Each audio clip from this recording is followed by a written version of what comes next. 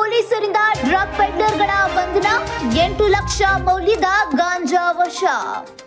ಒಡಿಶಾದಿಂದ ಗಾಂಜಾ ತಂದು ಬೆಂಗಳೂರು ನಗರದಲ್ಲಿ ಮಾರಾಟ ಮಾಡುತ್ತಿದ್ದ ಡ್ರಗ್ ಪೆಡ್ಲರ್ ಒಬ್ಬನನ್ನ ಹಲಸೂರು ಗೇಟ್ ಠಾಣೆ ಪೊಲೀಸರು ಬಂಧಿಸಿದ್ದಾರೆ. ಕೋರಮಂಗಲದ ವೆಂಕಟಾಪುರ ನಿವಾಸಿ ಪ್ರವೀಣ್ ಕುಮಾರ್ ಬಂಧಿತ ಆರೋಪಿಯಾಗಿದ್ದಾನೆ.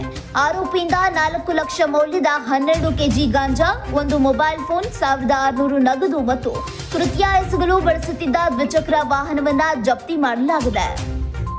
ಆರೋಪಿ ಬೇರೆಲ್ಲೂ ಕೆಲಸ ಮಾಡ್ತಿರ್ಲಿಲ್ಲ. ಮಾದಕ ವಸ್ತುಗಳ ಮಾರಾಟವನ್ನೇ ವೃತ್ತಿ ಮಾಡಿಕೊಂಡಿದ್ದ.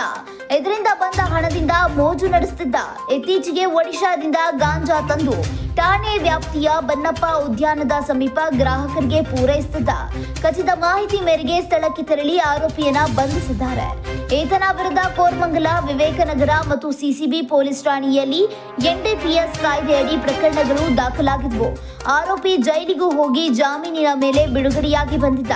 ಮತ್ತೆ ಅದೇ ಕೃತ್ಯಕ್ಕೆ ಎಳೆದಿದ್ದ ಎಂದು ಪೊಲೀಸರು ಮಾಹಿತಿ ನೀಡಿದ್ದಾರೆ. ಈ ಕಾರ್ಯಾಚರಣೆಯನ್ನ ಕೇಂದ್ರ ವಿಭಾಗದ ಡಿಸಿಪಿ ಟಿ ಶೇಖರ್ ಐಪಿಎಸ್ ಮಾರ್ಗದರ್ಶನದಲ್ಲಿ, ಹಲಸೂರು ಗೇಟ್ ಉಪವಿಭಾಗದ ಎಸಿಪಿ ಶಿವಾನಂದ ಚಲವಾದಿ ಮಾರ್ಗದರ್ಶನದಲ್ಲಿ, ಹಲಸೂರು ಗೇಟ್ ಠಾಣೆಯ ಇನ್ಸ್ಪೆಕ್ಟರ್ ಹನುಮಂತ ಕೆ ಭಜಂತ್ರಿ ನೇತೃತ್ವದ ಅಧಿಕಾರಿಗಳು ಹಾಗೂ ಸಿಬ್ಬಂದಿಗಳ ತಂಡ ಪ್ರಕರಣ ಭೇದಿಸುವಲ್ಲಿ ಯಶಸ್ವಿಯಾಗಿದೆ.